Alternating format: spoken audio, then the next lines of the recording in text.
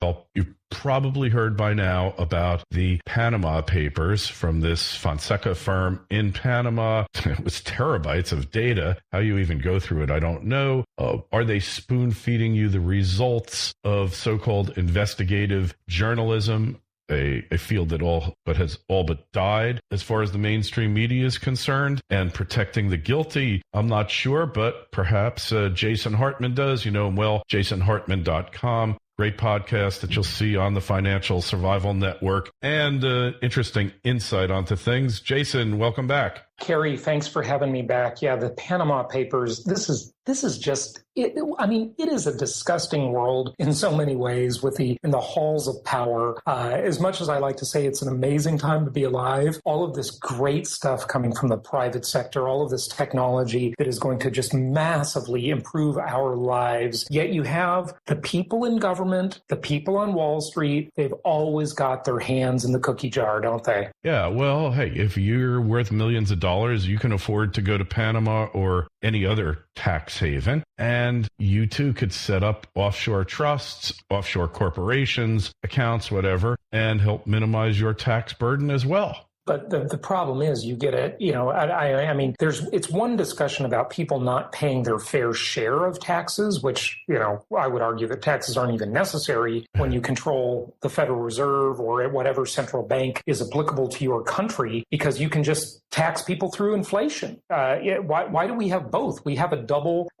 dip tax system. One is through official tax, which is arguably not even legal, but that's a whole nother discussion that the libertarians would love to have with you, and of which I am one. And then you have this hidden tax through the debasement of your savings. And that has lessened in recent years, but it's still pretty significant. It's certainly more than the government would like us to believe. So that's one side of the discussion, is paying one's fair share. But then the other side is when you're running a government, when you are just literally stealing money from that government and hiding it offshore. Yes.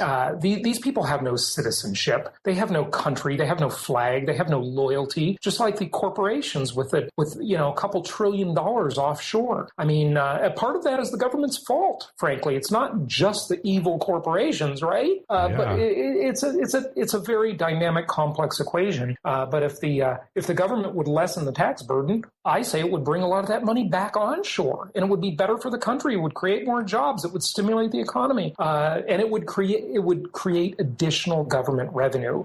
But the Panama Papers, just getting back on topic here a little bit, the Panama Papers really show us, Kerry, that there is this huge risk in what I call intermediary party risk. And this is so applicable to Wall Street. It's so applicable to investing in a fund, in a pooled money asset, in any type of thing where you relinquish control of your money, whether it be homeowners association dues, investment money in a mutual fund, a stock, a bond, buying into an LLC that someone's created, paying taxes to a government.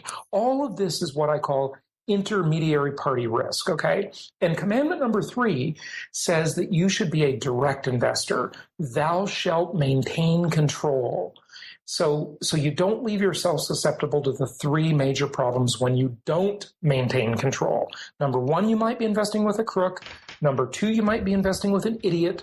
And number 3, assuming they're honest and competent, they take a huge management fee off the top for just managing the deal. And that's largely what the Panama Papers scandal is about. It's that risk of relinquishing control to somebody else. Yeah, well, hey, don't forget number 4, you might be investing with a crooked idiot, and that could really be disastrous. That's a hybrid, yes, a crook and an idiot. Well, but problem is, regardless, if you're in control or not, you're going to have to trust somebody at some point in all likelihood. So who can you trust? And the Panama Papers just further reinforce that we're living in a kleptocracy, and no one is really looking out for you. The government's not, the IRS isn't, the SEC's not, the Commodity Futures Trading Bureau, the Consumer Financial Protection Bureau pretends to, but a lot of what they've done has wound up costing consumers more than they were saved. And all these problems, there's not easy solutions for, but there are solutions. Well, the solution is to reduce regulation. I know that's counterintuitive. I completely get it. But if you reduce regulation, we will see this kleptocracy diminish because the government will get smaller, the corruption will get smaller, the corporations will get smaller because the regulation lets them hang on to their monopolies. Do you think, why is it that we see in the technology industry, we see all of these vibrant startups, we see this innovation, we see the sharing economy created out of Lyft, Uber, Airbnb, and TaskRabbit, and all these great companies that do this type of stuff, all these ways for people to gain employment as freelancers. It's a beautiful, beautiful thing. Why do you think we see all this innovation there, but we don't see it in the Wall Street sector and the banking sector? There's no startup out there, Carrie, that is threatening to compete with Goldman Sachs. It's because Goldman Sachs and all of the other Wall Street cartels, they have regulation to protect them. It's like building a moat around you can't say it's a monopoly because, granted, there are 3 competitors and they're all chummy competitors, even if they may act like they're not chummy. They're all playing golf together, of course, right? All the C-class people at all these companies. And they have built a moat of regulation around their industry so no new entrants can come in. There's no startup that is a startup investment bank. Okay, why is that? Why is there no technology solution to the Wall Street problem or the government problem? Because of regulation. The massive amount of regulation is a way to build a fence, a moat around your business and protect it because the cost of compliance is too high. It's too difficult for a startup, a new entrant to come in and compete with you. Yeah. Well, look, they were even going to try to kill crowdsource funding. And finally, enough opposition from the public came forward that the SEC was forced to write rules to somewhat regulate it, but not in terms of regulating it out of existence. But Jason, when you look the Uber example, entrenched interests around the world fighting Uber and its junior ally competitor Lyft, they're fighting it all over the world. There's nothing more entrenched, Jason, than a taxi monopoly with medallions like in New York. Yeah. And those medallions, artificially inflated, an artificial barrier to entry. I was just talking with someone else about that. Before these ride-sharing companies came along, those medallions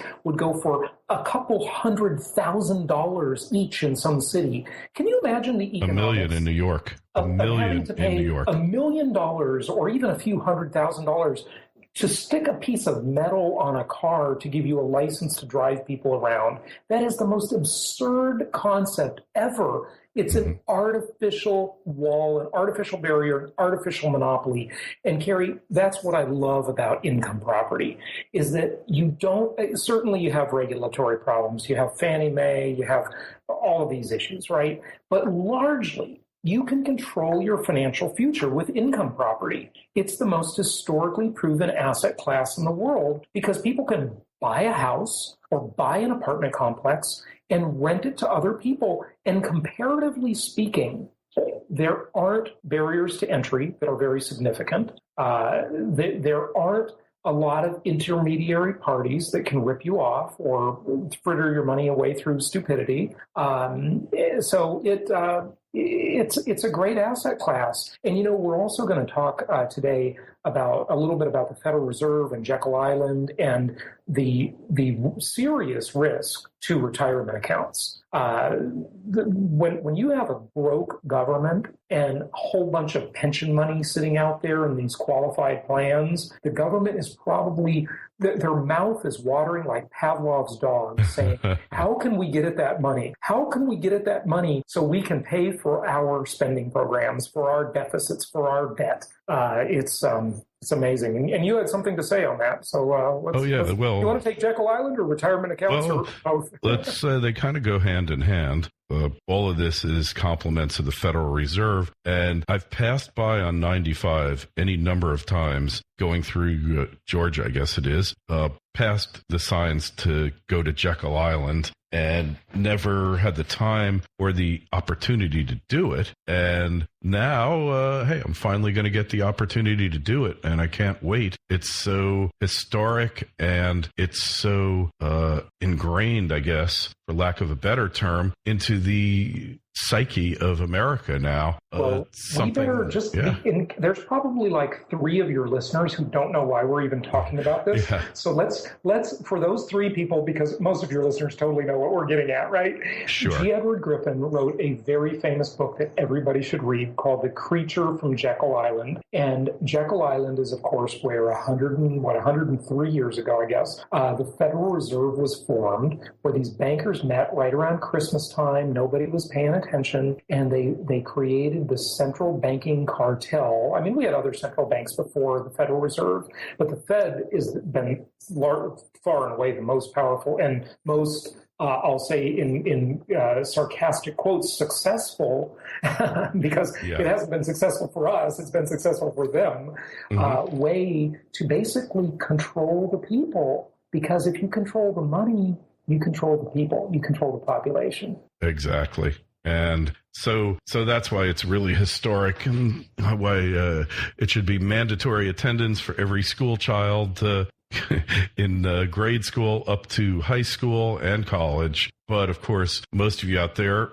or many of you who are not listeners to my show or Jason's, don't know anything about it. So look, this is a big deal, and I can't wait for the trip. It's going to be good.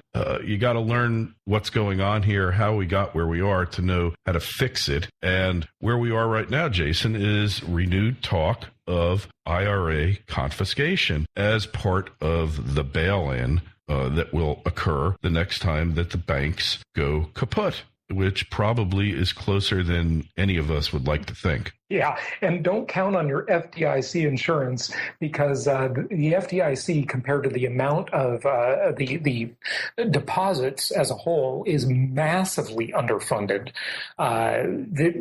This whole system is built on smoke and mirrors. It is a house of cards. And the only reason, though, I must say, I'm not a gold bug, as you know, Carrie. I mean, look, I own some gold, some silver. It's okay. But the reason is because these entities are so powerful that control this, that even if there is a banking collapse, which is it's certainly possible, they'll just find another way to kick the can down the road. And who knows how long they can keep this whole scheme/scam going. But we've got to, I believe, see, many of the people out there who believe that there's a problem, they're right. I think their premise is absolutely right. There is definitely a problem. Mm-hmm. They have a different concept of the solution than I do. I mean, I have a little bit of insurance in the form of precious metals, but not a lot, because I align my interests with these powerful entities. I just don't think that I can fight them. I think the way to invest and to insure oneself is to align your interest with them. And their interest ultimately is in inflation. They want to inflate the value of the currency away because it's very palatable. It inflates the debt away. It can allow them to underpay for entitlement programs and welfare and mandates. It's a great business plan for governments and central bankers to inflate the value of the currency away. In fact, I would argue that that's exactly what they were designed to do. Like, it's by design. It's their unstated mission. So we've got to align our interests with these entities. But I'll tell you, folks, if you have IRA money, you need to find a way to make that money self-directed, because governments always look, obviously, just like people do, for the low-hanging fruit. The low-hanging fruit, the easy thing to get to. So if there is an asset grab, if there are capital controls, I mean, we already have this to some extent, of course, but say it gets worse. It's so easy to just make a law and by fiat say that all brokerage accounts that are qualified plans, that are IRAs, 401ks, whatever, right? Any of these qualified plans, any of that money in a brokerage account, just sign the rights of it over to the government. And of course, this would be engineered by saying, well, there's a crisis. People need help. We need to regulate this more. That's what they'll say. We need to protect the people, when they always say that. But the reality is it's more diabolical. It's contrary to that. That's what's really happening. It's not for our protection, it's for their protection. Rush Limbaugh said something that I thought was really keen, and I haven't listened to Rush Limbaugh in years. I heard this years ago. But love him or hate him, he's not dumb, okay? He's a smart guy. And he said this, he said, government always looks out for itself first. Mm-hmm. Government always looks out for number one. Government always looks out for itself, right? Yeah. And they want to just perpetuate their power. Every single person in government has a great deal. They have a cushy job, and they have a fat pension, and they have power, they have prestige. Why wouldn't they want to perpetuate that? Yeah. Hey, well, I was having this conversation with Doug Casey earlier today, and the first order of business of any organism, whether it is natural, occurring in nature, or man-made, is survival. Okay, whether you're running a company, whether you are that's the mandate, have a family, or any governmental entity, the first thing is you got to survive, and then you can do all these wonderful things, whatever you might think they're going to be. And that is the problem here, is that government, first and foremost, looks to survive and thrive at your expense, and then they get around to their other core functions, if you're lucky, right. Which you probably won't be. So. Those are just a sideline. Their survival is number one. Yeah, that's a great way. I've had Doug on my show a couple of times, and he's great. It's a very good point, Kerry. Very good point. Yeah. So on the Jekyll Island thing, if you want to go, why don't you join us in Jekyll Island? Kerry, your listeners are so interesting and intelligent and far-sighted. They're not myopic like so many of these people in the Wall Street world. I hope so. Yeah. True. So join us on Jekyll Island. It's the first weekend of May. It's actually Mother's Day weekend. So bring your mom. My mom is coming, and it'll be a great time. And this is part of my mastermind group. This is a high-level group of investors and business people. And you can come as a guest, as a one-time guest, and just check that out. Go to venturealliancemastermind.com. That's venturealliancemastermind.com. And of course, you can also find info at my main website, jasonhartman.com. Just my name, jasonhartman.com. Hey, and before we go, let us not forget that there was another speeding ticket given out to Wall Street today. Goldman Sachs agreed to pay $5.1 billion in mortgage settlement for alleged wrongdoing, selling mortgages that they knew were worthless. And it's amazing because JP Morgan Chase paid out $13.3 billion. Bank of America paid out $16.6, and $3.2 billion was paid out by Morgan Stanley. But, a lot of what Bank of America did was the settlements had to do with Countrywide, and they didn't even want them. They were forced to take them by the U.S. government, and then they were fined for all the wrongdoing that they had done. Not that BOA was, without fault. Yeah, Bank of America. Not that they were without fault, but the bulk of the abuses were Countrywide. A lot of them, put it that way. Oh, yeah. And can you believe Anthony Mazzillo? Angelo. Friends of Angelo. He didn't go to jail. He paid some paltry fine compared to his net worth. It is. What do you want to bet, Kerry? All the listeners, seriously, what do you want to bet that these government fines, and I say the fines in sarcastically, what do you want to bet that those fines are literally a part of their business plan? Of course, they have to be. They are. Cost of doing business. They break the law intentionally, pay a fine as really a public relations costs. Mm-hmm. Oh, we got slapped. Yeah, we won't do it again. This is such an epic scam that is going on in our world that investors have just got to align their interests with the most powerful entities the human race has ever known, governments and central banks, especially the United States government and the U.S. Federal Reserve. Okay, I hate to say it, but folks, align your interests with these entities. They're too powerful. Complain all you want. If you can't beat them, join them. Yeah. And what I mean by that is buy commodities like income property, because income property is just made of commodities. It's copper wire, lumber, concrete, glass, steel, energy, petroleum products, blah, blah, blah. And buy those financed with ultra-cheap government-subsidized 3-decade-long fixed-rate debt, and literally, over time, let inflation pay the debt for you and outsource the debt to your tenants at the same time. Yep. It's part of what I call the ultimate investing equation. And that's why you've been a partner of ours since when we started, Jason. And here's the money quote from the Times article I just wanted to share with you. When an outside analyst wrote a positive report about Countrywide in April 2006, the head of due diligence at Goldman wrote in an email, "If they only knew." Unbelievable. If they only knew. And that's why you need to do something now, because you don't want to be in the position 5 years down the road when all this crap is blown up again to say, if only I knew, because you do know. And now's the time to do something about it. Jason, we will see you on Jekyll Island. Can't wait.